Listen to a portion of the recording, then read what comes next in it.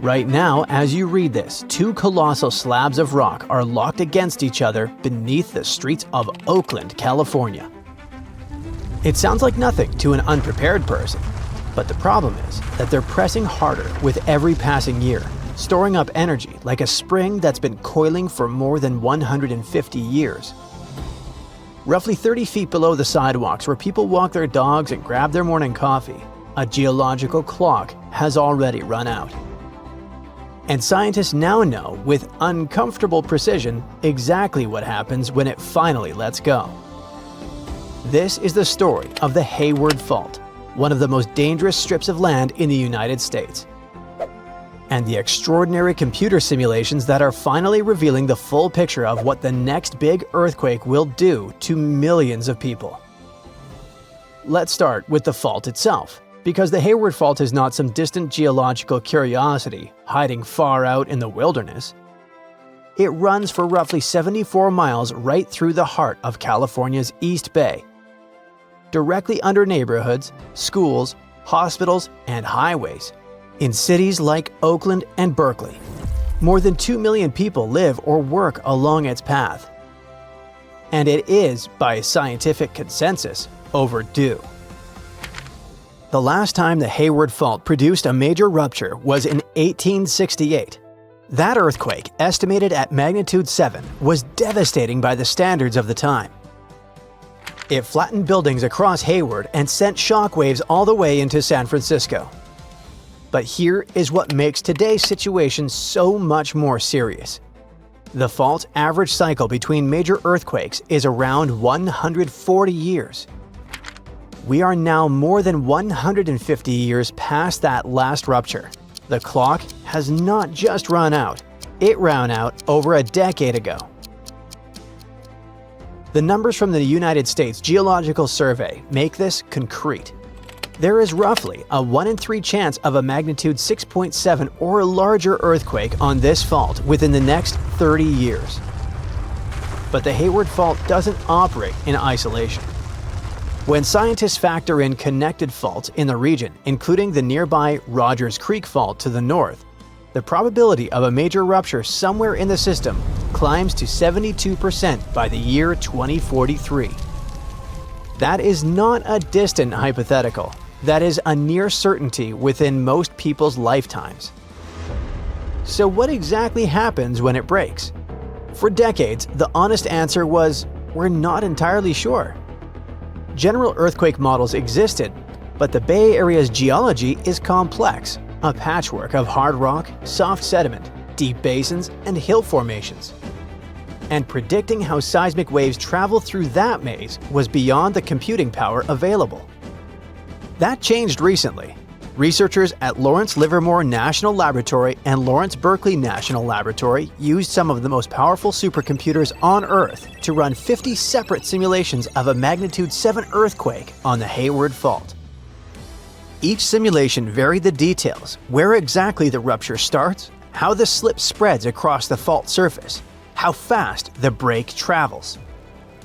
The result is not one prediction, but a rich, detailed map of possibilities, showing not just where shaking will occur, but how intense it will be, how long it will last, and why certain neighborhoods face dramatically higher risks than others.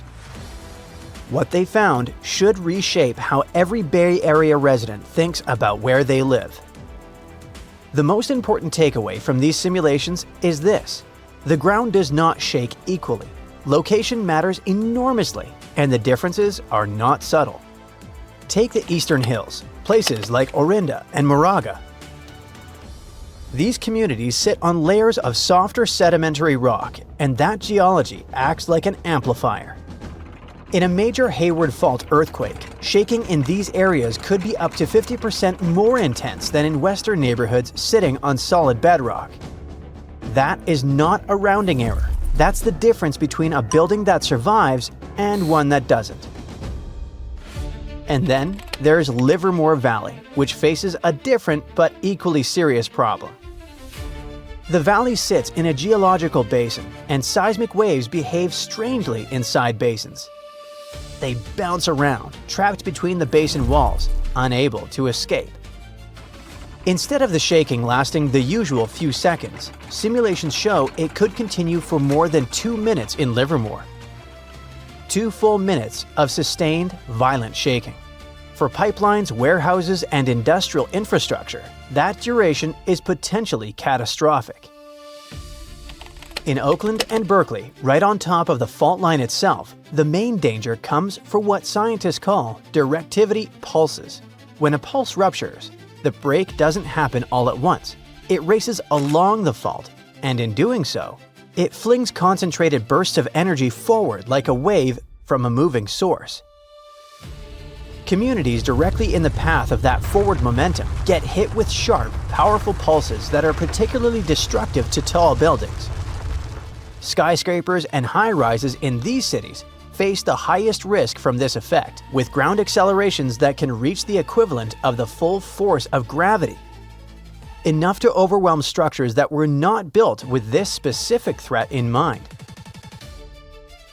Meanwhile, on the western side of the Bay Area, underlain by the hard Franciscan bedrock, things look noticeably different. Ground acceleration there could be 20 to 50% lower than in the highest risk zones.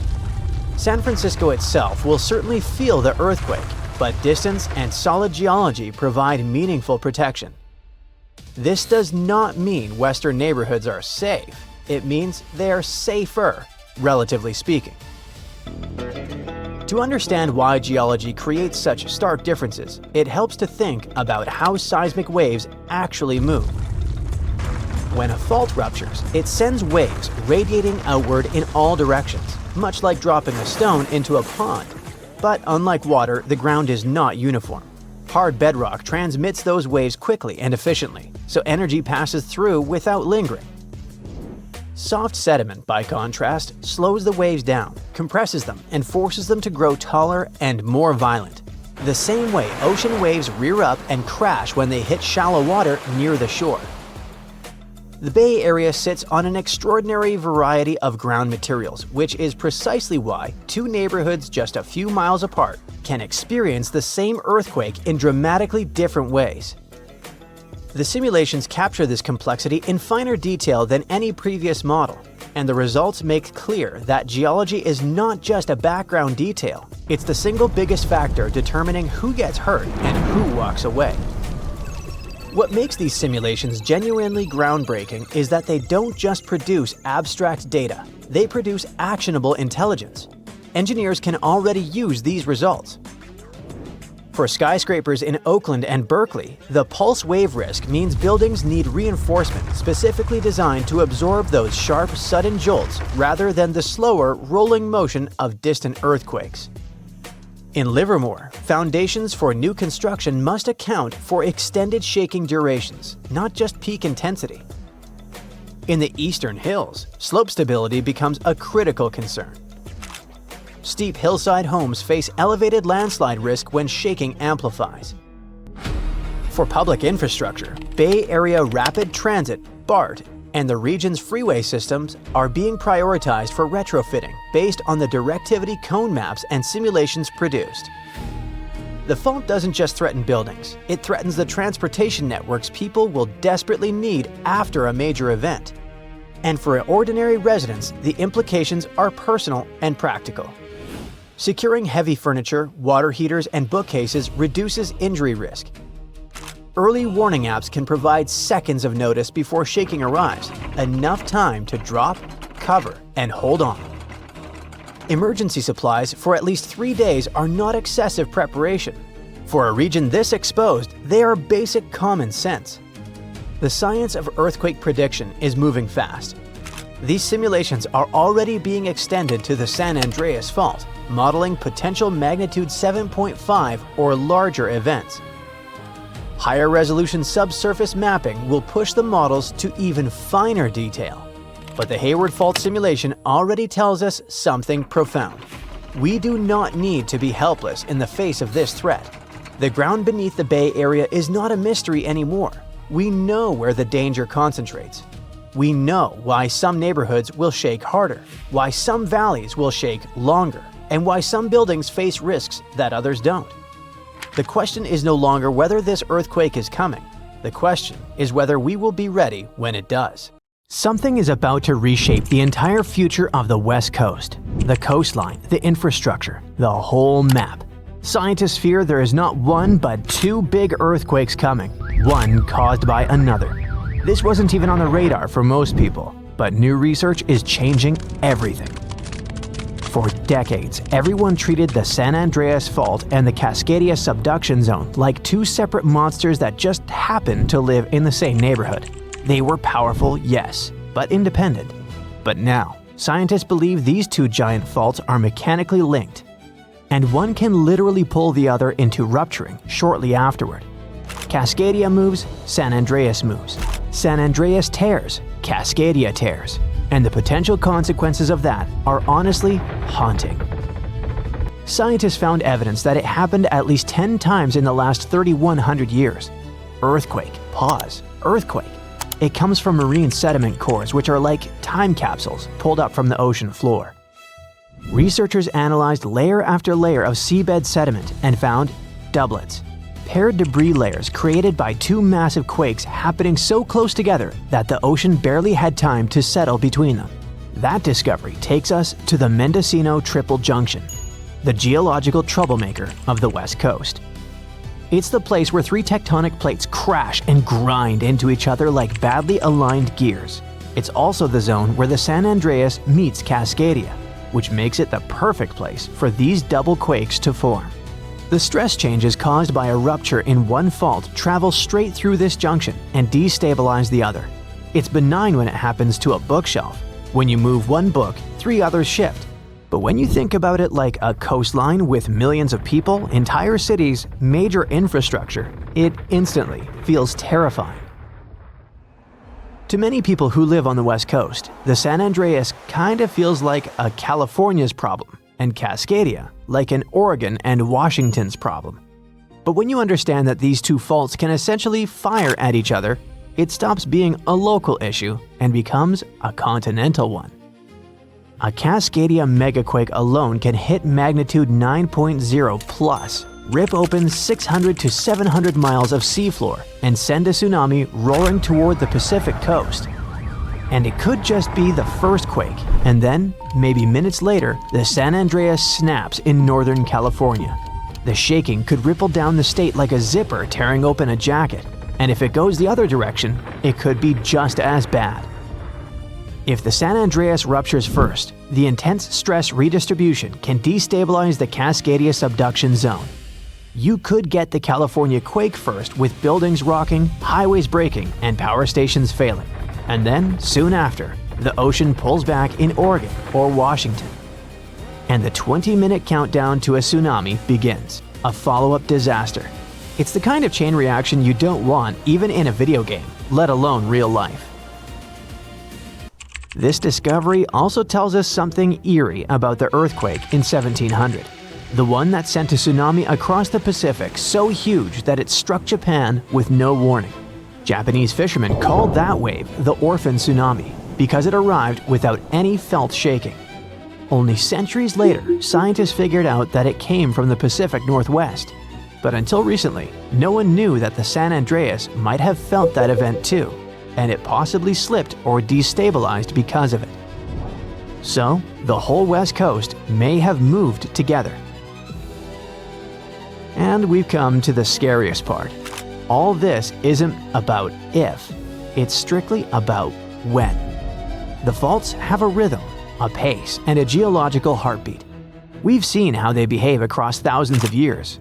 We know what they did, and now we know they sometimes do it in sequence.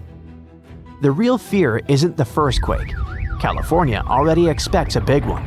The real fear is the second quake, the one that comes before you've checked on your family, before emergency responders regroup, before the power comes back, and before the dust settles. Even if you don't live on the West Coast, this matters for you too.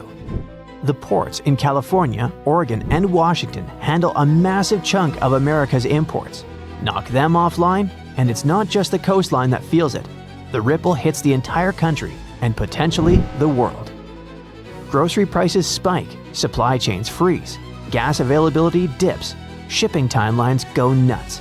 the world is much more connected than any of us thought, and a geological double punch on the Pacific coast wouldn't stay a local disaster. It would spread, thread by thread, into everyone's life. So, those in power must prepare not for one giant rupture, but for two. Emergency plans, evacuation routes, response times, and power grid designs, all of it needs updating. Because nature has now shown us what even a single major rupture can do to a modern economy. It happened in Japan in 1995, on January 17th at 5:46 in the morning. The quake hit right by the northern tip of Awaji Island, only 12 miles from Kobe, a huge, busy city with about 1.4 million people back then, and another 2.6 million in Osaka nearby. The rupture ripped along the Nojima Fault for about 25 miles. That doesn't sound like much until you realize entire buildings can't survive that kind of sideways shove. More than 5,000 people lost their lives. 43,000 were injured. Nearly 400,000 buildings were irreparably damaged. This disaster hit one of Japan's largest industrial zones. And when you mess with a place like that, the shock doesn't stop at the shoreline. The damage was $200 billion US in losses, from smashed buildings and infrastructure and many businesses shutting down. Kobe's port just collapsed. Only 30% of the Osaka-Kobe railway lines worked. Part of National Route 28 literally vanished into the ground. Schools, hospitals, and municipal buildings, 85% of them took damage or were unusable. Fires broke out across Kobe, almost 300 separate incidents, burning the equivalent of 70 US city blocks and taking another 600 to 700 lives. Almost 100,000 people permanently left the region, 2.5% of the whole population gone in less than a year. And here's a detail that stuck with me. So many bridges failed that engineers suddenly had to confront how poorly older designs handled lateral shaking. Houses with heavy tiled roofs, built to fight typhoons, crumbled because all that weight sat too high. But the newer homes made after the 1981 building code revision stood. And that's when Japan realized that modern seismic standards were crucial to follow. Japan threw $58 billion US into restoring the region. Power came back in days. Roads and rail returned in 5 to 8 months. The main expressway took 21 months. The port was fully rebuilt in just over 2 years. And by then, all debris was cleared. Within 15 months, manufacturing jumped back to 98% of its old level. Stores reopened. By 1999, Kobe's economy reached roughly 75 to 90% of pre-quake levels. Japan overhauled its disaster management system entirely. They set up the Central Disaster Management Council and rewrote building codes. They upgraded everything from emergency drills to fire-resistant city layouts, and they launched the Earthquake Early Warning System that now gives Japan those precious few seconds before shaking hits. The same system that saved countless lives since 2007. But despite all this improvement, the Kansai region still sits on dangerous ground. The Roku Awaji-shima fault system, the same one that snapped in 1995, still runs under them. The 2018 northern Osaka quake and the 2024 Noto Peninsula quake reminded everyone that this threat didn't disappear. It just waits its turn. A future large event on that system could hit even harder simply because the region has grown more complex, more interconnected, and more economically loaded. So Kobe wasn't even a triggered double fault rupture, but it still broke a major industrial hub, reshaped a national economy, and permanently changed global shipping routes. That's why when scientists started talking about two joint faults firing off back-to-back in Cascadia and San Andreas, you don't even have to imagine the consequences. We already got a preview in 1995. So, since 2000, the world has been hit with more than 1,700 earthquakes with magnitude greater than 5. Many happened around the Ring of Fire, located around the Pacific Ocean. In North America, the biggest threat is the San Andreas fault line, which can create an earthquake of a magnitude higher than any other, earning it the spine-tingling nickname, the Big One. The potential destruction of California is a terrifying prospect that could have unimaginable consequences. But the Big One is just the beginning of what's to come. Bad news! Scientists have predicted an Earth-shattering event that will occur in 2030. Like it or not, there's a 70% chance that we'll experience the big one, and it will be an earthquake with a magnitude of 6.7. The San Andreas fault line will cause the big one, but what is scary is that we can't predict it. On the other hand, a massive earthquake occurs every 100 years. This means there's always time to prepare for a natural disaster. If we traveled back in time, we'd see a few significant earthquakes like the ones that wiped out San Francisco and Fort Tajon. Buildings made a long time ago are not quake-proof. They will collapse. Even if they survive, you should not enter them. But buildings are not the most dangerous part. You should watch out for electrical lines and gas pipes. Your hill house might be lovely, but it is extremely unsafe. During quakes, the hill can turn into a massive landslide that will destroy everything in its path. Say goodbye to road trips because all the roads will be ruined. You should have some spare water and food since you won't be able to go to the supermarket. This disaster won't be cheap. It will cost the U.S. around $200 billion to recover from the quake. At least the earthquake will not trigger tsunamis. But there's something that can cause more damage than the big one. The notorious Cascadia subduction zones start in California and ends up all the way in Vancouver, Canada. The San Andreas fault line is nothing compared to this zone. It can wipe the whole coast off the face of the Earth, an example of hyperbole. Subduction zones are tectonic plates forced to be one under the other and constantly pulling apart. One is called the North American Plate and the other is the Juan de Fuca Plate.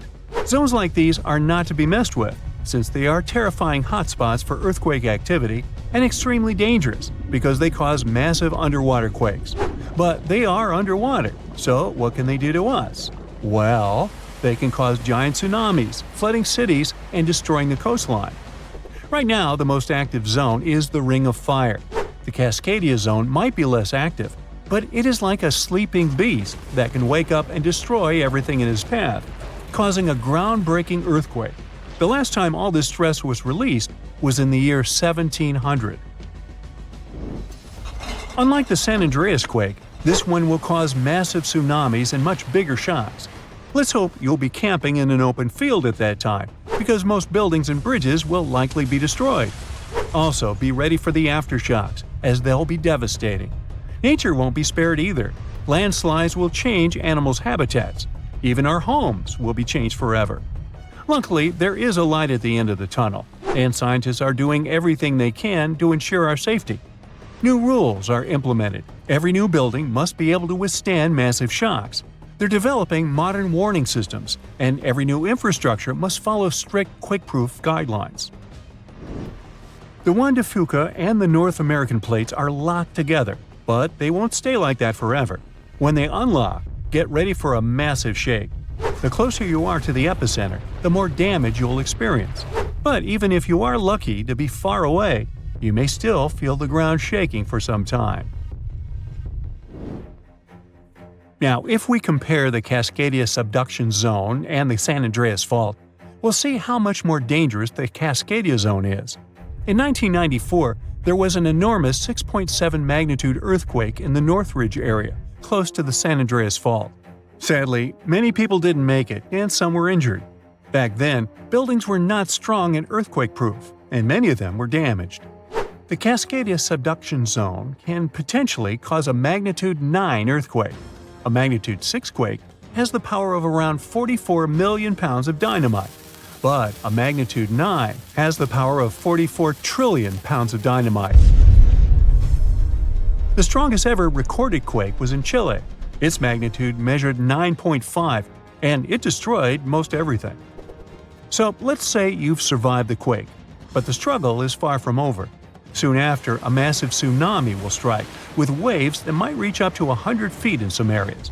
That's so unlike the San Andreas earthquake, which can't produce any significant waves.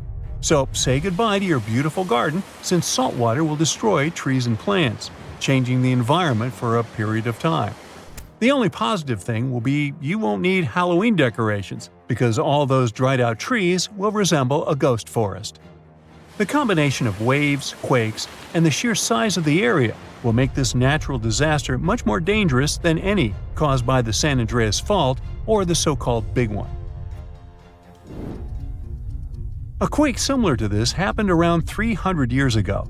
Many more have been recorded in the past 3,500 years, proving that they continually occur every 400 to 600 years. So, technically, we have around 100 to 300 years before the next big one hits. We still have no idea how exactly the Cascadia subduction zone works, because we discovered it in 1970. This zone is super scary because it can cause big earthquakes. It was found by accident when researchers studied the Ring of Fire. They wanted to know if this area had caused any trouble in the past years, and the proof was under their noses. In Washington, there is a horror forest where nothing has been growing for years. When researchers tested the soil, they found a tremendous amount of salt. They put two and two together and concluded that a massive tsunami had been the reason. Experts still didn't know when the forest was destroyed. But Japan kept records of a gigantic earthquake that had a similar effect. It was the one that happened in the year 1700. There is a 1 in 3 chance that the next one will occur in 2050.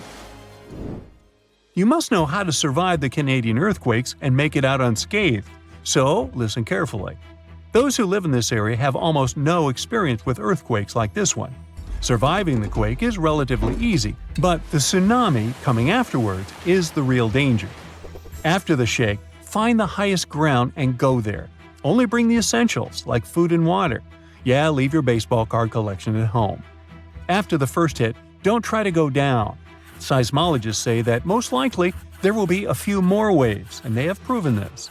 On the 22nd of May, 1960, seismologist Jerry Eston and his 4 friends went to Hawaii to see an expected tsunami that was to happen around midnight.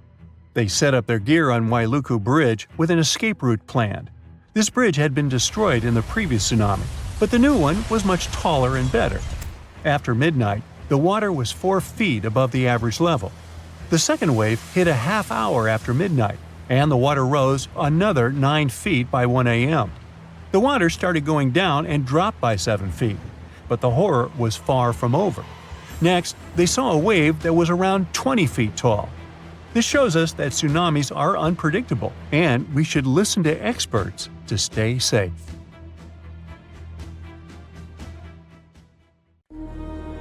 A network of deep faults runs right beneath Seattle, and it can shift at any moment, affecting millions of people.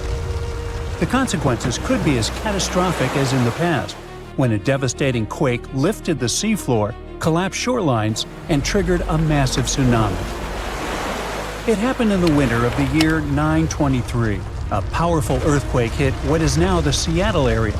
It reached around magnitude 7.5, and the impact was terrifying. The ground didn't just shake violently, it shifted. Shorelines collapsed, parts of the seafloor lifted upward, and a tsunami swept through Puget Sound, flooding coastal areas.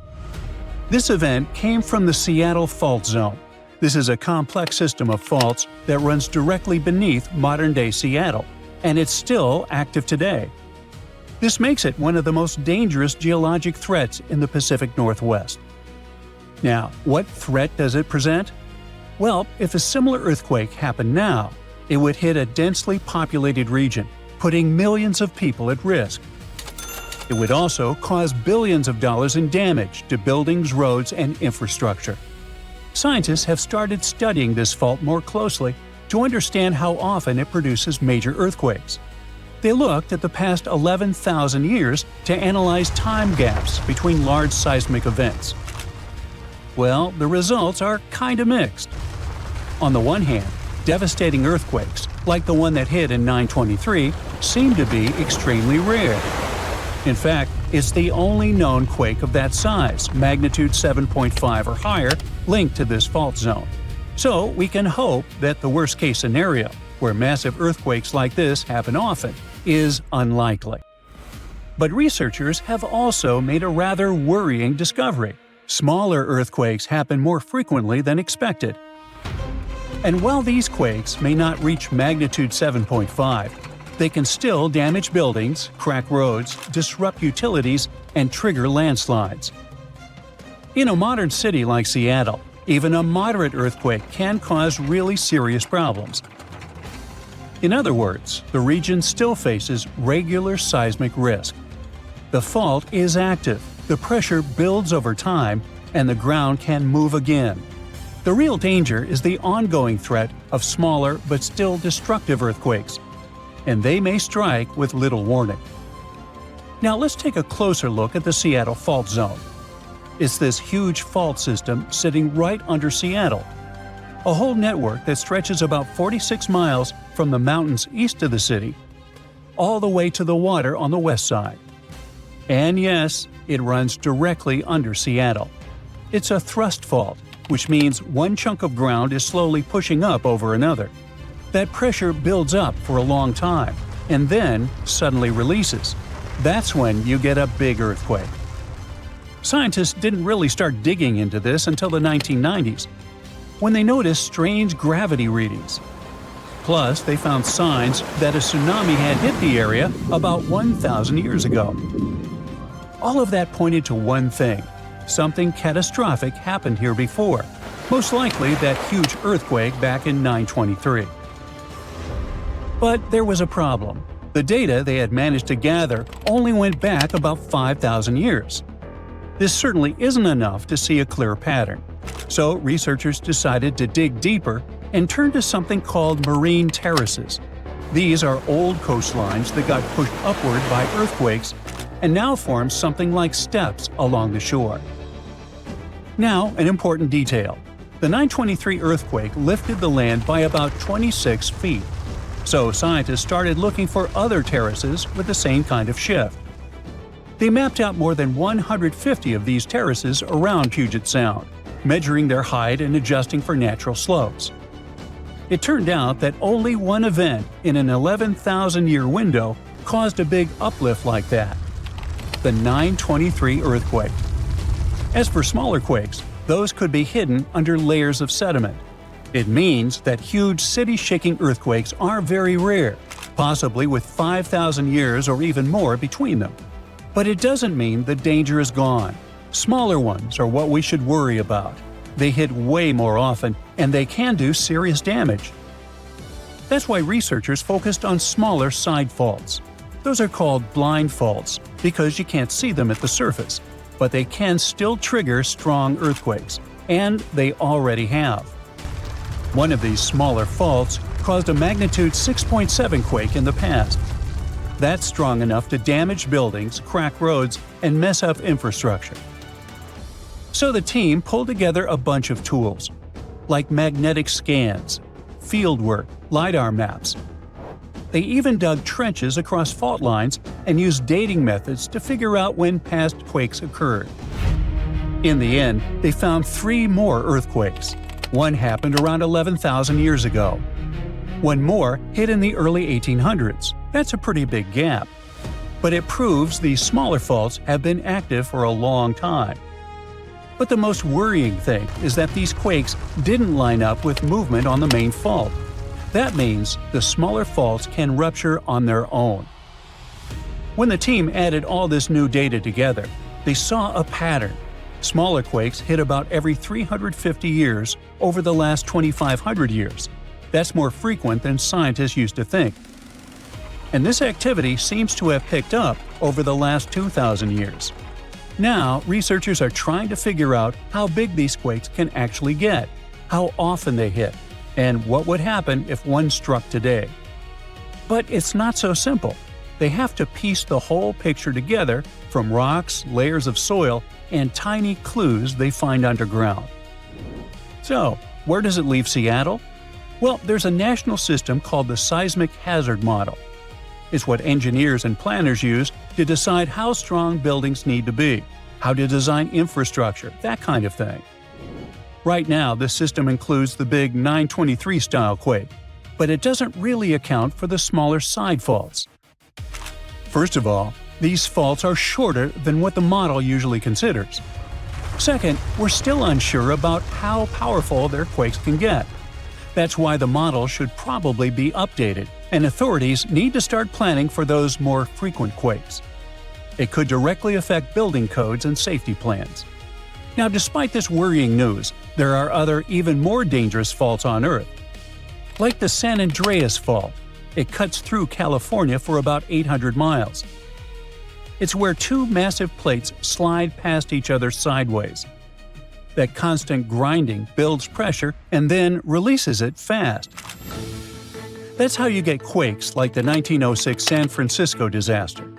Today, millions of people live right on top of it, so scientists track every, even the tiniest tremor with sensors, watching for signs of a bigger break. Then, there's the North Anatolian Fault that runs about 930 miles across Turkey. It tends to break in a chain reaction, one quake triggering the next along the line. In 1999, one of those breaks hit Izmit and took the lives of over 17,000 people. Now the stress is building closer to Istanbul, and that's a city with over 15 million people. The Sumatra subduction zone in Indonesia is where one plate dives under another, locking up tons of energy. In 2004, it unleashed a magnitude 9.1 quake and a tsunami that more than 230,000 people didn't survive. It's still active today, and scientists constantly monitor the seafloor and ocean pressure to catch tsunami signals as early as possible.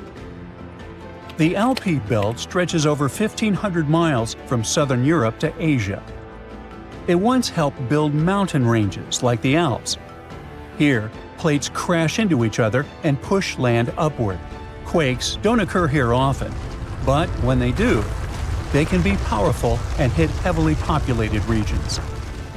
Japan also sits right where several plates collide. It's one of the most earthquake-prone places on Earth. In 2011, a massive offshore quake triggered a tsunami and the Fukushima disaster. Since then, Japan has built one of the most advanced monitoring systems in the world. Thousands of sensors track ground movement in real time to send out warnings within seconds. Turkey may need to brace itself for one of the most devastating megaquakes we've ever seen. New 3D models suggest a major fault line just outside Istanbul has been building pressure for centuries, and it could rupture at any time. What's crazy is that the sun could help set it off. Up in space, powerful solar bursts can mess with Earth's magnetic field. That can trigger geomagnetic storms which send electric currents through the ground. And if a fault is already under extreme stress, like this one in Turkey, some researchers argue that extra electromagnetic energy could be the final push. This mega earthquake will probably start right here, in the Sea of Marmara. It separates Turkey's Asian side from its European side.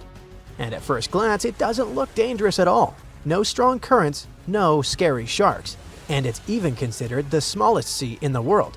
But the real danger is actually underneath it. The Sea of Marmara is deep. Its deepest point is about 4,500 feet, and way down there runs the North Anatolian Fault, or just the NAF. This is a long, active right lateral strike-slip fault that stretches across northern Turkey. In simple terms, it's the boundary where the Eurasian plate and the smaller Anatolian plate slide past each other. It's very similar to California's San Andreas Fault in size, slip rate, and overall behavior. And just like in the US, this fault in Turkey can also trigger powerful earthquakes. One of the most catastrophic ones is known as the Erzincan earthquake. On December 26, 1939, a long section of the North Anatolian Fault suddenly ruptured. The ground on both sides of the fault snapped past each other, unleashing a massive quake that hit the Erzincan region. It was devastating. Around 116,000 buildings were destroyed, more than 100,000 people were affected, and over 30,000 lost their lives. Ever since that tragedy, researchers have been keeping a close eye on the fault, and they've noticed a pretty scary pattern. Big, destructive earthquakes along this fault don't happen randomly. They seem to march westward over time. And that's why one particular stretch under the Sea of Marmara is getting so much attention, especially because it's, well, quiet. Okay, maybe not that quiet. This area has had earthquakes in recent years, and they've been getting stronger. Since 2011, the quakes have gradually increased in magnitude, leading up to the magnitude 6.2 Marmara earthquake in 2025. That was the biggest event on this fault in more than 60 years. But when I say quiet, I mean that it hasn't had a truly major quake since 1766, something above magnitude 7 on the Richter scale. To put that into perspective, that's about the same power as the 2010 Haiti earthquake, where about 160,000 people lost their lives. Not having a big quake in centuries in Turkey sounds like good news, but it's actually very concerning. When you don't see big movement for a long time, it can mean stress is piling up beneath the fault, and that makes it a high-risk zone. Earlier studies from 2023 found that the fault beneath the Sea of Marmara is split into several different sections, and they don't all behave the same way. In the west, for example, the fault moves very slowly. That can cause smaller recurring earthquakes. So instead of one huge event, some of the energy gets released little by little. But as you move east, that slow movement happens less often. And just south of Istanbul, the fault doesn't seem to move at all. It's basically locked. All these areas are under stress because tectonic plates keep pushing from underneath. And on top of that, past earthquakes can also add even more stress to the system. But the biggest concern is that locked section. It doesn't release enough energy through small shakes, so the pressure can keep building. And since the nearby sections are still creeping along, they can add even more strain and concentrate stress in one spot. And when that built-up energy finally releases, trust me, you don't want to be anywhere near it. All that pressure could trigger a major devastating earthquake, possibly one of the biggest in Turkey's modern history. But there's a problem. It's incredibly hard to study this region. That's because this part of the North Anatolian Fault is basically invisible to us. It's underwater. It's been relatively quiet for centuries, and its detailed 3D structure isn't easy to detect using traditional mapping methods. So how do you even study something like that? Without a clear image, it's almost impossible to know how dangerous this zone really is. Thankfully, researchers may have found a solution. Scientists from the Institute of Science Tokyo used electromagnetic imaging to map it, almost like taking an X-ray of the Earth. They used something called magnetotellurics. Basically, it lets scientists detect tiny changes in Earth's electric and magnetic fields, changes caused by structures deep underground. Using that, they built the first 3D map of the North Anatolian Fault based on something called resistivity, which is how strongly rocks resist electric current. This map helped them spot locked zones, where stress has been building up for a long time. And the boundaries around those locked areas could be exactly where the next major rupture starts, giving Turkey a much clearer idea of where the biggest risk may be and how to prepare. And they really need that, because the area where this could happen is dangerously close to Istanbul. This is Turkey's biggest city with around 15 million people, and it's also the country's main industrial hub. It's a real economic powerhouse, generating close to 40% of Turkey's GDP every year. So yeah, a major quake near Istanbul wouldn't just shake the city, it could shake the whole country, economically speaking. That brings us to the big question: when could it happen? That's still a mystery, but it might be sooner than people think. Historical records going back more than 2,000 years suggest that big earthquakes in this particular region tend to repeat about every 250 years on average. And since the last major one was in 1766, that's not great news for Turkey. Do the math and you'll see why people are worried. The main Marmara Fault is already late in its seismic cycle, which means it has the potential to produce a large earthquake at any time. But it's not like Turkey is caught off guard. The country knows these risks, and it's been staying on top of them. For years, they've been working on ways to reduce the damage when the next big quake hits. Because in a situation like this, being fast doesn't just help, it can save lives. That's why they've been upgrading their earthquake early warning system. The goal is to catch the very first signals of a quake, the P waves. They're the first waves to hit, and they're weaker. The S waves are the ones that do more damage. Normally it takes about 5 or 6 seconds to catch these P waves and send an alert, but this newer technology can do it in just 0.2 seconds. That's incredibly fast. The problem is, there still aren't enough sensors on the ocean floor, so the signal hits the coast about 6 seconds late, which limits how early the warning can come, at least for now. Still, the progress is real. In October 2025, the upgraded system made its debut and sent its first alert in just 8.4 seconds after a magnitude 5 quake struck the Sea of Marmara. And that's a big deal, because every second can trigger automatic safety actions, slowing trains, stopping elevators, shutting down gas lines, and giving people just enough time to react. The next step is to place more sensors on the seabed, so they can buy even more time. And if Turkey keeps preparing and investing in this kind of technology, the next major earthquake may be a lot less dangerous than we think. We are on the Sea of Marmara, the exact spot where the massive continents of Europe and Asia meet.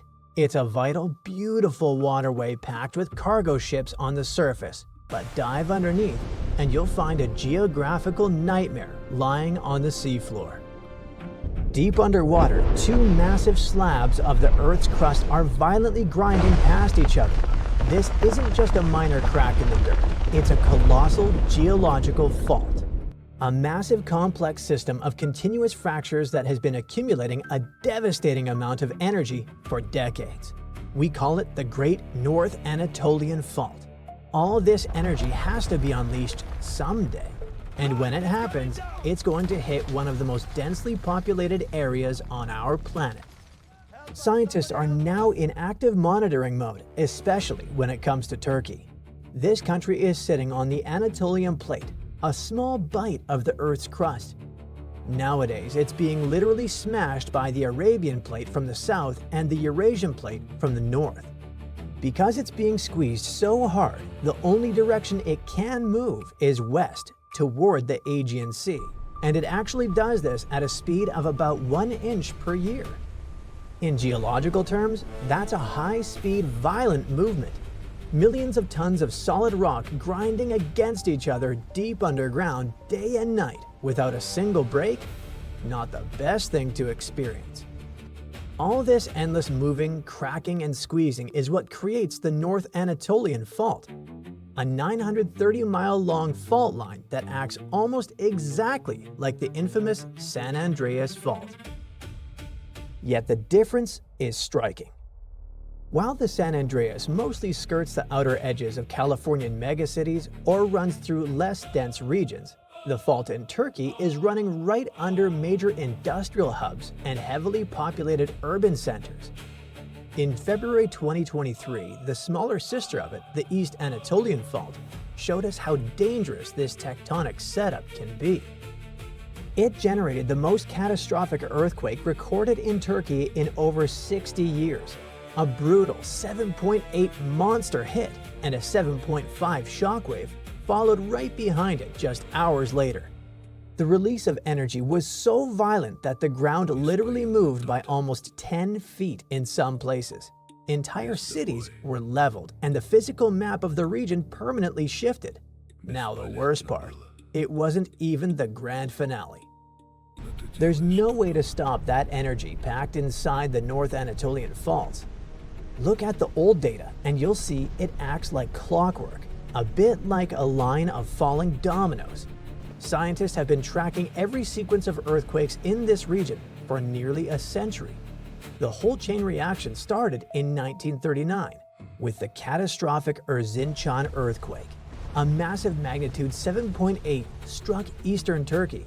It didn't simply release the energy, but also transferred this tectonic stress into the next section of the fault. Dominoes started falling. Other fault ruptures happened in 1942, 1943, and 1944. It went west and struck again in 1957 and 1967. Year by year, the epicenters of these massive earthquakes moved in a straight line toward the Sea of Marmara. The last major impact was the Izmit earthquake in 1999. A magnitude 7.6 tremor struck east of Istanbul and lasted for 37 terrifying seconds. Suddenly, the chain reaction took a break, but the tectonic stress was still there, simply transferred to the next section of the fault, under the Sea of Marmara, where the last major earthquake took place in 1766. Nobody had seismographs back then, but historical records and old journals describe it as a scene of unimaginable horror. Now, modern science tells us exactly why it was so devastating. Scientists are calling it a seismic gap, basically a dangerously quiet zone that hasn't ruptured yet. Back then, 260 years ago, a massive quake destroyed a huge part of Istanbul and generated a tsunami that crashed into the city's ports. After this tragedy, it didn't happen again on this scale, but we have to remember that the Anatolian plate has never stopped moving west, an inch a year. Let's do some quick math. That land should have moved by over 19 feet by now, but because those rocks are locked together, they haven't moved an inch. We are looking at a massive backlog of tectonic tension. It simply has to snap finally, and it won't make a regular shake. It will likely rapidly release 2.5 centuries of accumulated tectonic energy, right at the doorstep of Europe and Asia. The target is the city of Istanbul once again. We should call it a supercity because this global mega hub is home to an astonishing 15 million people. It accounts for nearly 30% of Turkey's entire economic output. What about the infrastructure?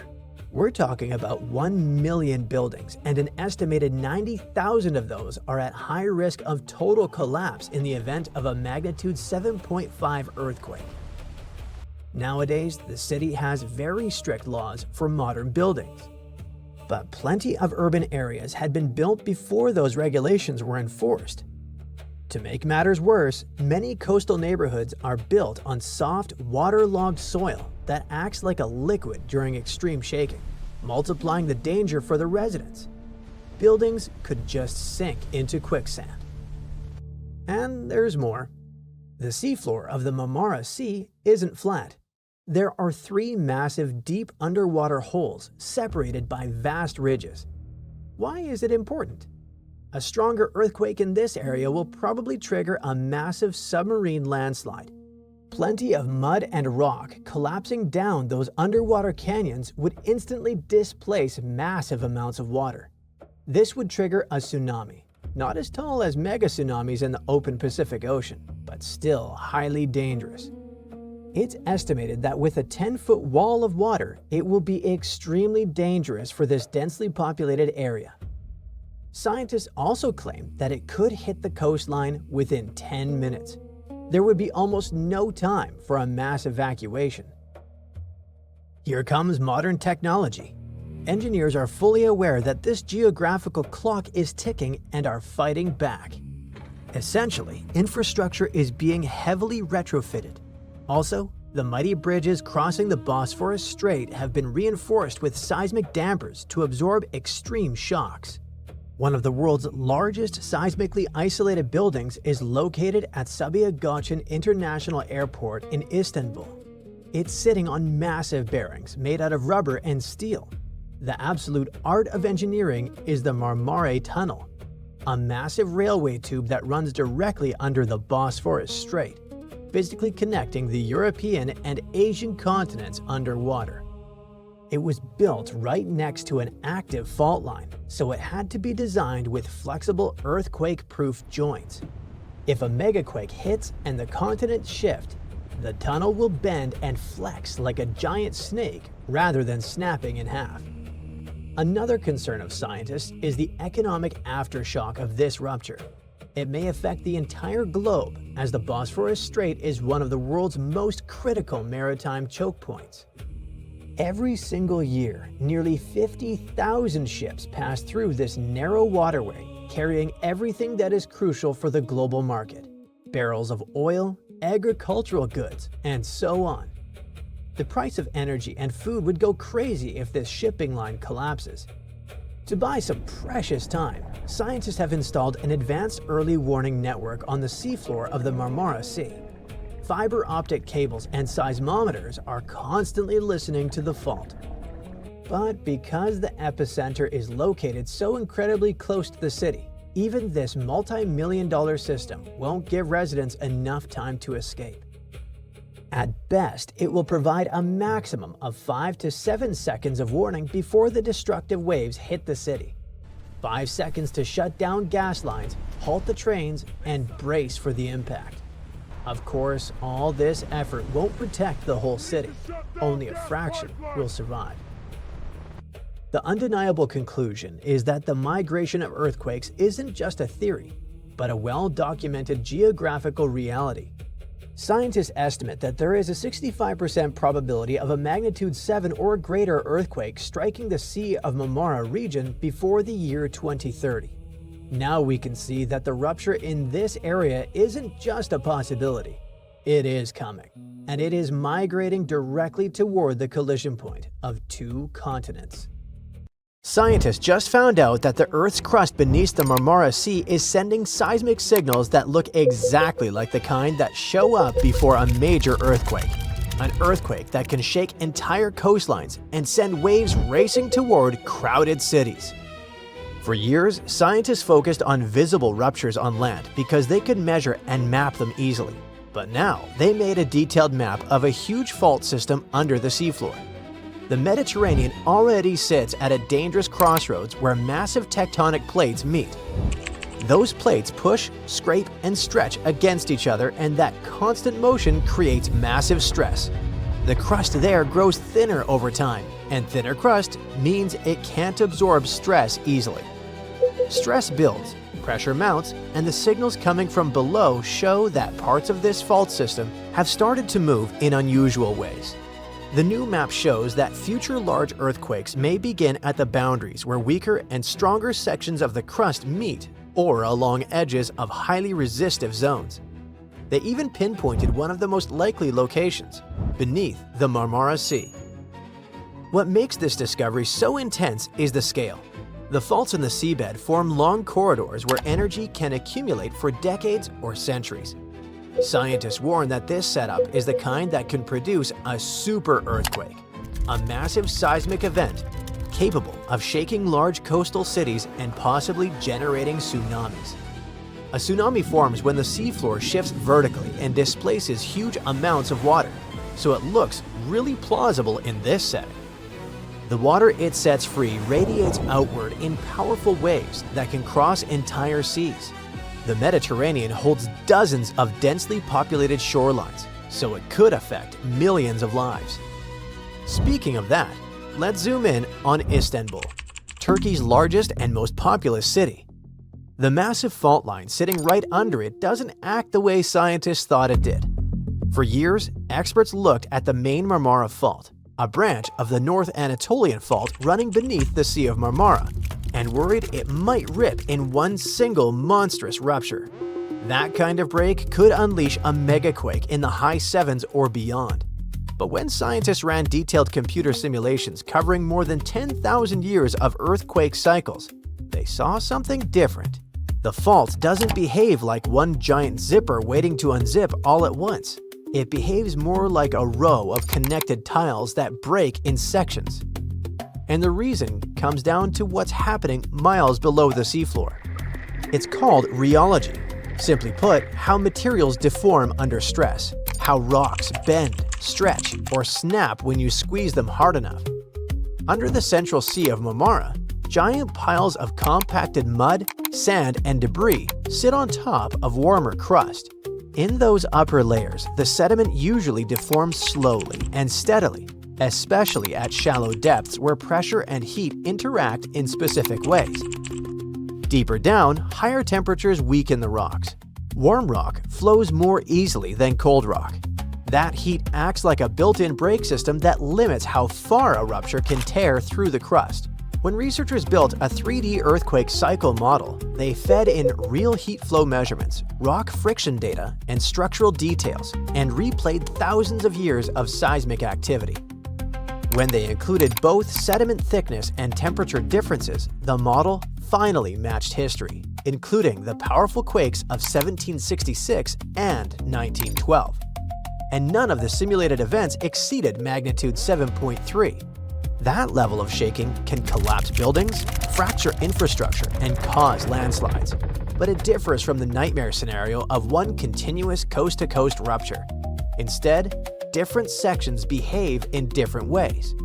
The western segments produce more regular earthquakes, including magnitude 7.2 events roughly every 150 years. The eastern sections generate smaller double quakes, back-to-back events between magnitude 6.2 and 6.8 about every century, and a magnitude 7.0 roughly every 500 years.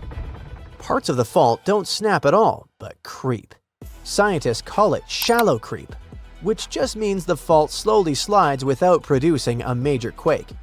It releases tension quietly, like letting air out of a balloon instead of popping it. GPS measurements and clusters of repeating small quakes over the past 20 years confirm that slow slip near the central basin. So what does this mean for Istanbul, a city of over 15 million people sitting practically on top of this system? A magnitude 7 or 7.3 quake close to the city could still rock neighborhoods, especially if two strong events strike in quick succession. Infrastructure, older buildings, and densely packed districts are at the highest risk. The fault hasn't produced a major rupture in this section since 1894, which means there's more than 130 years of accumulated strain. The simulations show major events could strike in the coming decades. Then there's Santorini, where more than 28,000 earthquakes happened in just a few months in early 2025. Most of the quakes stayed small, but some reached magnitude 5, strong enough to fracture walls, rattle nerves, and push authorities to close schools and evacuate parts of the island. And this wasn't just tectonic plates grinding like they usually do. This swarm moved. The epicenters shifted gradually northeast toward the Colombo submarine volcano about 5 miles offshore. That migration told scientists magma was on the move. Researchers calculated that roughly 80 billion gallons of it, enough to fill about 120,000 Olympic swimming pools, surged upward from depths around 11 miles beneath the surface. It climbed fast, then stalled about 2 to 2.5 miles below the seafloor. And all this was going on along the Hellenic Arc, one of Europe's most active subduction zones, where the African plate dives beneath the Eurasian region. Earthquakes often migrate across that span toward nearby islands. History backs that up.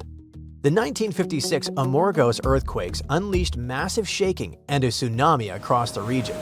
So, when 28,000 tremors light up the seismic network, you pay attention.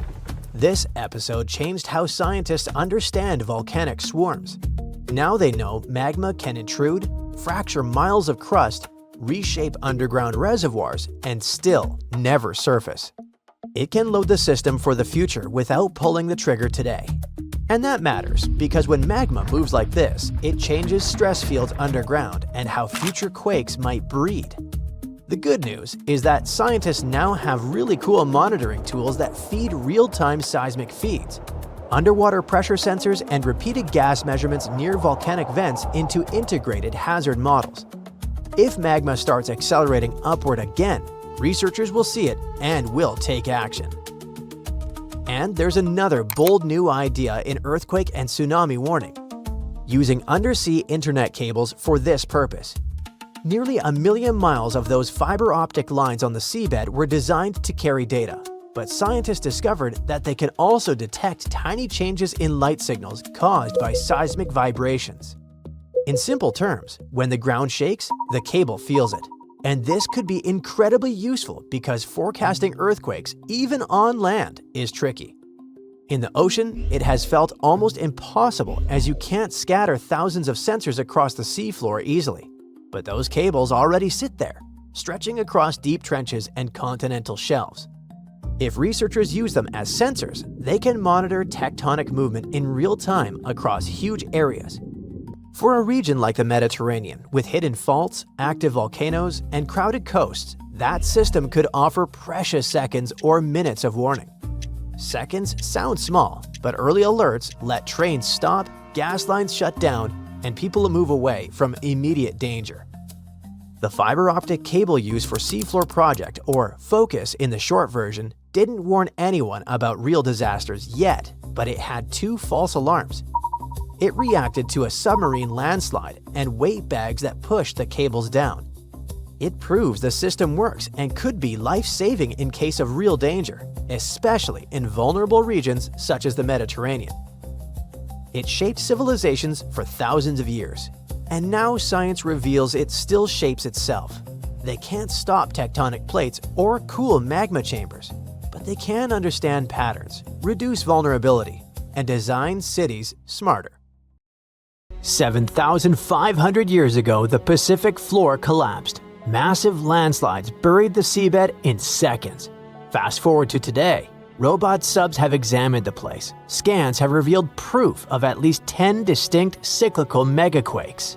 Now, researchers warn, the plates are still locked and building pressure, even today. If they start moving, that could trigger new red alert earthquakes and send disastrous tsunamis toward the coast. Let's look at the map. The fault here is like a giant zipper. It's over 600 miles, stretching from northern California to Canada. It's called the Cascadia Subduction Zone, and it's a part of the Ring of Fire. You know, the famous giant horseshoe around the Pacific that can serve as your where-to-go reminder if you're into volcanic and earthquake tourism. One of Cascadia's biggest events happened around the year 1700. There are no local written records of it, but there is a story. A well-known indigenous legend tells of an epic battle between a thunderbird and a whale. In the story, the thunderbird's wing beats make the ground shake. The whale's thrashing sends seawater flooding inland. The thunderbird wins by finally grabbing the whale and slamming it back down, shaking the land itself. Many researchers believe that this legend originated from the real earthquake of 1700. But we don't just have cool myths to give us the full picture. In the early 1700s, samurai officials recorded waves flooding villages and rice fields. But nobody felt the earthquake that must come first. That's why they nicknamed this event the Orphan Tsunami. But it did have a parent, and it took scientists 300 years to finally connect it back to Cascadia. To see Cascadia's past, researchers sent robot subs to scan the bottom in crazy detail. They expected to see a simple crack, but what they found looked more like giant underwater steps. Some of those steps are about 33 feet tall, like a 3-story building. That only happens when a big piece of the seafloor snaps off, breaks loose, and slides all at once, not slowly. When that happens, it kicks up a mud avalanche. Picture a jar of dirt and water. Shake it hard, and a fresh layer settles at the bottom. Each layer is basically a timestamp from a huge quake. When scientists counted and dated them, they found 10 separate megaquakes that hit one after the other over thousands of years. That means that Cascadia doesn't let pressure out little by little. It stays stuck for a long time, then suddenly breaks out violently.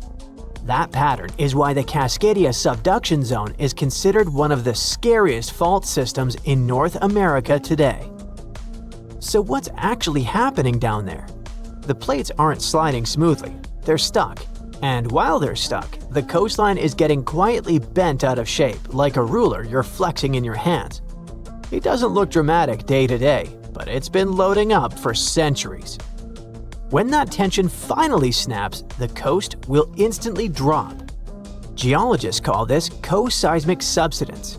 We're talking about the ground plunging 6 to 8 feet vertically in a matter of minutes. Imagine standing on a beach. The shaking stops, and you realize the ocean is rushing in. Not just because of a wave, but because the land you're standing on has physically sunk below sea level. That one move is enough to shove the seafloor out of position and force the ocean above it to react. Cascadia can produce a magnitude 9.0. That's top tier, categorized as the most destructive natural event that can happen.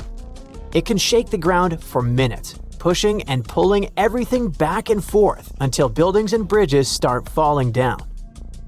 A 9.0 class quake also means the seafloor is vibrating and shifting, lifting in some spots, dropping in others, all in one sudden motion. A tsunami starts when the seafloor moves and pushes a huge amount of water out of the way. If the bottom suddenly lifts or drops, the water above it gets displaced instantly. That water has to go somewhere, so it races outward in every direction. Out in deep water, that wave is rarely tall. It spreads out across a long distance, so it can pass under ships without anyone noticing. The danger is speed. In the open ocean, tsunamis can travel around 500 to 600 miles per hour. That's like traveling from New York to Detroit in 60 minutes. Eventually, the ocean starts to pile up, getting taller by the second. Near shore, it can stack up to tens of feet, and in extreme cases, it can run up to 100 feet on land. It swallows the coast, then drags everything back to sea with a violent tug before the next hit arrives. But that's not all. When the fault snaps, it often triggers massive underwater landslides. When a huge chunk of seafloor collapses, it can shove water locally, like dropping a boulder into a tub. In the Cascadia subduction zone, you aren't just dealing with the earthquake's kick. You're getting a 1-2 punch from the shifting crust and the crumbling slopes combined. On parts of the Oregon coast, emergency experts say the shaking could last 5 to 7 minutes, long enough to realize what's happening and still won't be over. Then comes the scariest part. In some places, a tsunami can hit in 15 to 30 minutes. Remember, the earthquake is a warning. If you're on the coast and you feel strong, long shaking, you do not need to wait for a text alert or a siren, or someone on the news to yell tsunami. During the tremors, the basic recommendation is to literally drop to the ground, cover, and hold on, staying away from windows and chandeliers that can fall on you. As tempting as it is, we shouldn't stop to make a reel out of the situation. Before anything happens, make one decision while your brain is calm. Pick the closest high ground and go for it. Not somewhere uphill, an actual spot. If you ever needed a reason to learn your neighborhood, this is it. Your instinct might say, get into the car and drive. But don't. Roads are probably jammed and bridges could be damaged. People who live on the coast already know to keep it practical, with shoes on the bed and a go bag prepared just in case. The danger doesn't end with the first impact because the tsunami waves, well, they come in waves. The initial hit is rarely the largest, and the ocean can continue to pulse in and out for hours. This creates a violent tug-of-war. The receding water acts like a massive vacuum, dragging anything caught in the backwash out to sea. Japan's 2011 disaster is the most recent vivid example of what a magnitude 9.1 can do. The seafloor shifted in a single massive heave, and minutes later, the ocean literally rearranged the coast. A huge wall of water crashed inland, reaching over 100 feet high in some spots, and turning the coastline into a conveyor belt of debris. It was like water turned cars into giant bowling balls and shipping containers into massive metal bricks, smashing ports and drowning low-lying airports and electrical substations. Finally, what do officials say about the timeline for the possible next disaster hitting Cascadia? Well, they can't give us precise dates, but they did announce some odds. For the biggest, scariest earthquake possible, the United States Geological Survey says there is about a 10% to 15% chance it'll happen in the next 50 years. Chances for a quake that isn't the mega version are 1 in 3 in the next 5 decades. Those odds are actually pretty high. But here is why it isn't all that grim. Scientists know this isn't random. Cascadia has a pattern, and patterns are what preparation runs on. We already know how to build for big shaking, and we're getting better at spotting where stress is building. It doesn't mean we can stop the earthquake, but it means we're getting way better at knowing what to expect. In the meantime, just keep a go bag by the door and maybe take a walk around your neighborhood every once in a while. On January 26, 1700, one of the biggest earthquakes in history hit off the coast of the United States. It had a magnitude of 9, which puts it in the top 10 most powerful earthquakes ever recorded. This earthquake triggered a huge tsunami and changed the coastline all the way from southern British Columbia down to northern California forever. Back then, the area wasn't very populated, but thanks to some clever research, scientists figured out exactly what happened that day by looking at old geological records, tree rings, and even some history from Japan. On the same day as the earthquake, a massive tsunami also hit Japan's eastern coast. For a long time, no one connected the two, but in the 1980s and 90s, researchers realized the tsunami in Japan had been caused by the earthquake in the Pacific Northwest. They were also able to pinpoint the exact day, January 26, 1700. They even found old trees in coastal Washington that had all perished around the winter of 1700, which matched up perfectly with the timing of the earthquake. The earthquake came from the Cascadia subduction zone, a fault where the Juan de Fuca plate slides under the North American plate. This fault stretches about 700 miles, from northern Vancouver Island in British Columbia to Cape Mendocino in California. The pressure from the moving plates builds up over time, and eventually, another big, devastating earthquake will hit the same region. It's just a matter of time. By looking at the geological records, past tsunami deposits, and signs of land level changes, scientists can figure out how often these huge earthquakes happen. Emergency planners have been preparing for the next big quake, often calling it the big one. Scientists believe earthquakes in the Cascadia subduction zone happen every 200 to 1,000 years, and since the last major one was over 300 years ago, the Pacific Northwest is definitely due for another. When it happens, the earthquake is expected to be as big as the one from 1700, but this time, it'll affect around 15 million people. The devastation will be severe. Buildings will collapse, roads and runways will crack, and bridges will fall. Communication in and out of the area will be cut off. But the worst part? The earthquake will trigger a massive tsunami that might hit parts of the Washington coast in as little as 10 minutes. It's not a matter of if, but when the Cascadia subduction zone will break. When it happens, it will be the worst disaster the US has ever faced. Worse than the Hurricane Katrina or Superstorm Sandy. It'll impact an enormous area stretching from southern British Columbia all the way down through Oregon to northern California. That means millions and millions of people will be affected. Fairchild is considered a backup staging area for handling the aftermath of the earthquake, with Grant County International Airport in Moses Lake being the main one. For those who will survive the initial quake and tsunami, the aftermath could be just as disastrous. Aftershocks will follow, and transportation will be a mess. Roads will be damaged or completely blocked, airports will shut down, and most of the main routes, like Interstate 5, will have bridges destroyed. This means food and water supplies will be cut off, and it will be incredibly difficult for help to get in or for people to escape. Gas pipelines will most likely be damaged too, and restoring them could take anywhere from a few days inland to weeks or even months along the coast. Power outages will be widespread within 100 miles of the coast throughout the entire Pacific Northwest. And water could be out for 3 to 7 months. Even telecommunications will be down for 2 to 3 months across the Pacific Northwest, Alaska, and even parts of East Asia. The good news for eastern Washington is that it will mostly avoid the worst of it, thanks to natural barriers between the west and east sides of the state.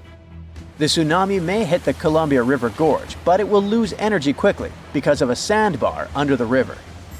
The Cascade Mountains will absorb much of the earthquake's impact, so the east side won't feel it as strongly. And since eastern Washington won't get hit as hard, it'll be up to them to handle the aftermath of the quake.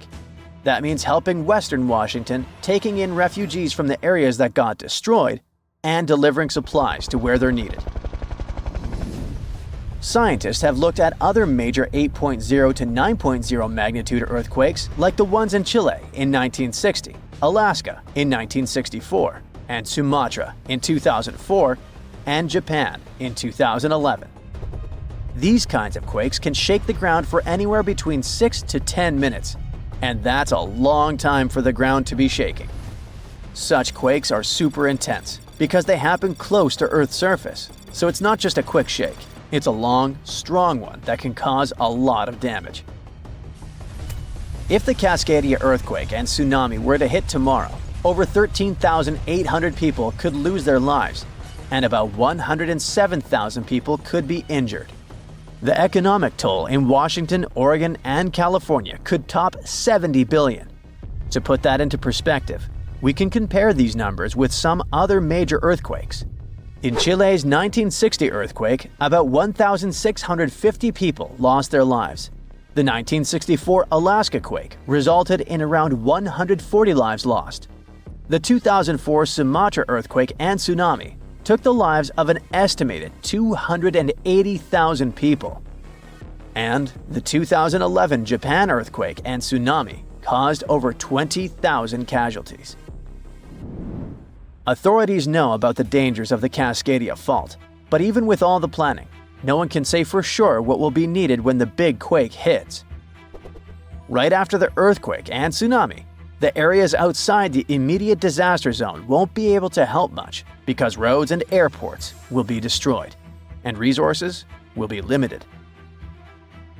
How can we deal with this kind of disaster and its effects? We don't have all the answers yet. Right now, let's focus on the Cascadia subduction zone. It's a huge fault line that stretches about 620 miles from Vancouver Island to Cape Mendocino in California, sitting about 93 miles off the coast. It's like one tectonic plate is slowly sliding under another. When the plates are close to the surface, about 18 miles deep or less, they get stuck because of friction, kind of like pushing two rocks together. Over time, this creates a lot of pressure. When the pressure finally becomes too much, the plates slip, causing a massive earthquake. This is called a megathrust earthquake, and it can be huge. Below the area where the plates are stuck, there's a zone where the plates move really slowly. We're talking about just a few inches every few months. This slow movement helps to release some of the pressure, but it also builds up more pressure on the parts of the fault that are still stuck. This means that over time, it increases the chances of a huge earthquake happening. These massive quakes, called Great Subduction Zone earthquakes, can be stronger than magnitude 8.5. Megathrust earthquakes are the biggest earthquakes that happen. They can go over a magnitude of 9.0, which is insanely powerful. Just to put it in perspective, a magnitude 9.0 earthquake releases 1,000 times more energy than a 7.0 and 1,000,000 times more energy than a 5.0. These earthquakes happen when a lot of pressure builds up in a part of the fault that's locked, which means the plate can't move past each other. When that pressure gets too high, the fault finally ruptures, releasing all that built-up energy in one massive shake. The Cascadia subduction zone is super long. That's why if it were to rupture all at once, it could produce a large earthquake. Scientists have studied this region and found that about 18 miles below the surface, the fault is completely locked. The plates there aren't sliding past each other. But deeper down, the plates start to slide more smoothly, causing less friction. This is important because it tells us how much stress is building up in that locked zone, and how it could eventually lead to a major earthquake. So, since 2000, the world has been hit with more than 1,700 earthquakes with magnitude greater than 5. Many happened around the Ring of Fire, located around the Pacific Ocean. In North America, the biggest threat is the San Andreas Fault Line, which can create an earthquake of a magnitude higher than any other, earning it the spine-tingling nickname, the Big One. The potential destruction of California is a terrifying prospect that could have unimaginable consequences. But the Big One is just the beginning of what's to come. Bad news! Scientists have predicted an earth-shattering event that will occur in 2030. Like it or not, there's a 70% chance that we'll experience the Big One, and it will be an earthquake with a magnitude of 6.7. The San Andreas fault line will cause the Big One, but what is scary is that we can't predict it. On the other hand, a massive earthquake occurs every 100 years. This means there's always time to prepare for a natural disaster. If we traveled back in time, we'd see a few significant earthquakes like the ones that wiped out San Francisco and Fort Tajon. Buildings made a long time ago are not quake-proof. They will collapse. Even if they survive, you should not enter them. But buildings are not the most dangerous part. You should watch out for electrical lines and gas pipes. Your hill house might be lovely, but it is extremely unsafe. During quakes, the hill can turn into a massive landslide that will destroy everything in its path. Say goodbye to road trips because all the roads will be ruined. You should have some spare water and food since you won't be able to go to the supermarket. This disaster won't be cheap. It will cost the U.S. around $200 billion to recover from the quake. At least the earthquake will not trigger tsunamis. But there's something that can cause more damage than the Big One. The notorious Cascadia subduction zones start in California and ends up all the way in Vancouver, Canada. The San Andreas fault line is nothing compared to this zone. It can wipe the whole coast off the face of the Earth, an example of hyperbole. Subduction zones are tectonic plates forced to be one under the other and constantly pulling apart. One is called the North American Plate, and the other is the Juan de Fuca Plate. Zones like these are not to be messed with, since they are terrifying hotspots for earthquake activity and extremely dangerous because they cause massive underwater quakes. But they are underwater, so what can they do to us? Well, they can cause giant tsunamis, flooding cities, and destroying the coastline. Right now, the most active zone is the Ring of Fire. The Cascadia zone might be less active, but it is like a sleeping beast that can wake up and destroy everything in its path, causing a groundbreaking earthquake. The last time all this stress was released was in the year 1700. Unlike the San Andreas quake, this one will cause massive tsunamis and much bigger shocks. Let's hope you'll be camping in an open field at that time, because most buildings and bridges will likely be destroyed. Also, be ready for the aftershocks, as they'll be devastating. Nature won't be spared either. Landslides will change animals' habitats. Even our homes will be changed forever. Luckily, there is a light at the end of the tunnel, and scientists are doing everything they can to ensure our safety. New rules are implemented. Every new building must be able to withstand massive shocks. They're developing modern warning systems, and every new infrastructure must follow strict quake-proof guidelines. The Juan de Fuca and the North American plates are locked together, but they won't stay like that forever. When they unlock, get ready for a massive shake. The closer you are to the epicenter, the more damage you'll experience. But even if you are lucky to be far away, you may still feel the ground shaking for some time. Now, if we compare the Cascadia subduction zone and the San Andreas fault, we'll see how much more dangerous the Cascadia zone is. In 1994, there was an enormous 6.7 magnitude earthquake in the Northridge area, close to the San Andreas fault. Sadly, many people didn't make it, and some were injured. Back then, buildings were not strong and earthquake-proof, and many of them were damaged. The Cascadia subduction zone can potentially cause a magnitude 9 earthquake.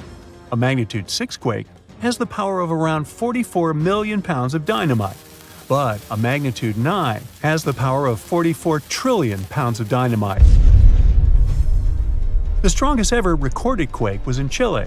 Its magnitude measured 9.5, and it destroyed most everything. So let's say you've survived the quake, but the struggle is far from over. Soon after, a massive tsunami will strike, with waves that might reach up to 100 feet in some areas. That's so unlike the San Andreas earthquake, which can't produce any significant waves. So say goodbye to your beautiful garden, since salt water will destroy trees and plants. changing the environment for a period of time. The only positive thing will be you won't need Halloween decorations, because all those dried-out trees will resemble a ghost forest. The combination of waves, quakes, and the sheer size of the area will make this natural disaster much more dangerous than any caused by the San Andreas Fault or the so-called Big One. A quake similar to this happened around 300 years ago. Many more have been recorded in the past 3,500 years, proving that they continually occur every 400 to 600 years. So, technically, we have around 100 to 300 years before the next big one hits. We still have no idea how exactly the Cascadia subduction zone works, because we discovered it in 1970. This zone is super scary because it can cause big earthquakes. It was found by accident when researchers studied the Ring of Fire. They wanted to know if this area had caused any trouble in the past years, and the proof was under their noses. In Washington, there is a horror forest where nothing has been growing for years. When researchers tested the soil, they found a tremendous amount of salt. They put two and two together and concluded that a massive tsunami had been the reason. Experts still didn't know when the forest was destroyed, but Japan kept records of a gigantic earthquake that had a similar effect. It was the one that happened in the year 1700. There is a 1 in 3 chance that the next one will occur in 2050. You must know how to survive the Canadian earthquakes and make it out unscathed, so listen carefully. Those who live in this area have almost no experience with earthquakes like this one. Surviving the quake is relatively easy, but the tsunami coming afterwards is the real danger. After the shake, find the highest ground and go there. Only bring the essentials, like food and water. Yeah, leave your baseball card collection at home. After the first hit, don't try to go down. Seismologists say that most likely there will be a few more waves, and they have proven this. On the 22nd of May, 1960, seismologist Jerry Eston and his 4 friends went to Hawaii to see an expected tsunami that was to happen around midnight. They set up their gear on Wailuku Bridge with an escape route planned. This bridge had been destroyed in the previous tsunami, but the new one was much taller and better. After midnight, the water was 4 feet above the average level. The second wave hit a half hour after midnight, and the water rose another 9 feet by 1 a.m. The water started going down and dropped by 7 feet, but the horror was far from over. Next, they saw a wave that was around 20 feet tall. This shows us that tsunamis are unpredictable, and we should listen to experts to stay safe.